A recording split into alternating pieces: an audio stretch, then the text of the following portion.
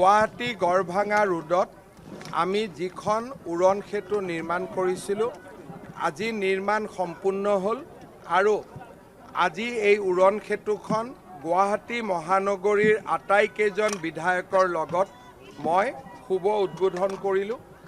গুৱাহাটী মহানগৰীত নিৰ্মাণ হৈ থকা আটাইকেইখন উৰণ সেতু নিৰ্মাণৰ কাম আজি আনুষ্ঠানিকভাৱে শেষ হ'ল আৰু গুৱাহাটী মহানগৰীৰ ৰাইজে এতিয়া আটাইকেইখন উৰণ সেতু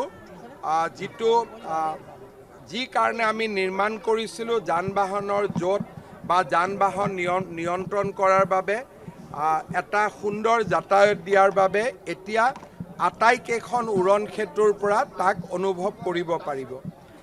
এই উৰণ সেতুখন আমি ডক্টৰ শ্যামা প্ৰসাদ মুখাৰ্জীৰ নামত উৎসৰ্গা কৰিছোঁ।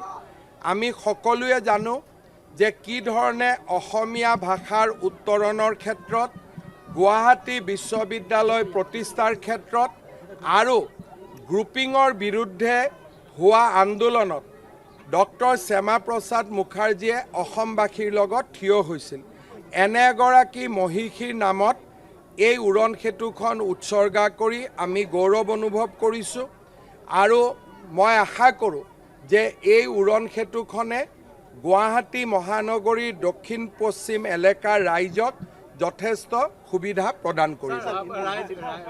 আমি দেখিছোঁ যে উৰণ সেতুৱে যথেষ্ট যান জঁটৰ সমস্যা দূৰ কৰিছে। বহু লোকে আহ্বান জনাই আছিল যে যিটো চাৰ্ভে ৰোড আছে বা হাতীগাঁও ৰোড আছে তাতো উৰণ সেতুৰ কথা পৰিকল্পনা আছে নেকি ছাৰ? বৰ্তমান আমি উৰণ সেতুৰ যিমান পৰিকল্পনা কৰিছোঁ শেষ হ'ল। এতিয়া মহানগৰীৰ চাহিদাৰ প্ৰতি লক্ষ্য ৰাখি দ্বিতীয় কাৰ্যকালত আমি যদি কিবা নিৰ্মাণ কৰিব লাগে তাক সিদ্ধান্ত ল'ম, কিন্তু এই মুহূৰ্তত আমাৰ হাতত কোনো নতুন প্ৰকল্প নাই। পিছত পৰৱৰ্তী সময়ত আমি আলোচনা কৰিব পাৰিম।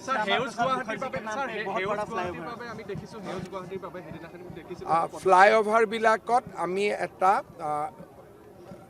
নতুন কনচেপ্ট এটা লৈছোঁ যাতে গুৱাহাটীৰ গোটেইকেইখন ফ্লাইঅভাৰক সেউজীয়া দেখে, অৰ্থাৎ সৰু সৰু পটত যেনেকৈ আমি এয়াৰপৰ্ট গ'লে দেখা পাওঁ সৰু সৰু পটত ধুনীয়াকৈ প্লান্টেশ্যন কৰা হয় আৰু হেঙিং কৰি ৰখা হয়।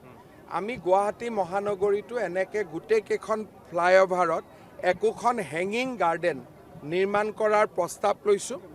এখন দুখন হৈ গ'লে বুজি পাম যে ই ৰাইজৰ কিমান সমাদৰ লাভ কৰিব পাৰিছে। বক্তব্য রাখলেন মুখ্যমন্ত্রী ডক্টর হিমন্ত বিশ্ব শর্মা এবং এই যে উড়াল সেতু সেই উড়াল সেতু নিয়েই কিন্তু তিনি বললেন যে শ্যামাপ্রসাদ মুখার্জির নামে এই সেতুর উদ্বোধন করেছেন মুখ্যমন্ত্রী এবং ৩৭৬ কোটি টাকা ব্যয়ে নির্মিত এই উড়াল সেতুর দৈর্ঘ্য ৩ কিলোমিটার এবং এই সেতু উদ্বোধন হওয়ায় স্থানীয় মানুষের যাতায়াত সুবিধা হওয়ায় পাশাপাশি যানজটের সমস্যাও অনেকটা দূর হবে।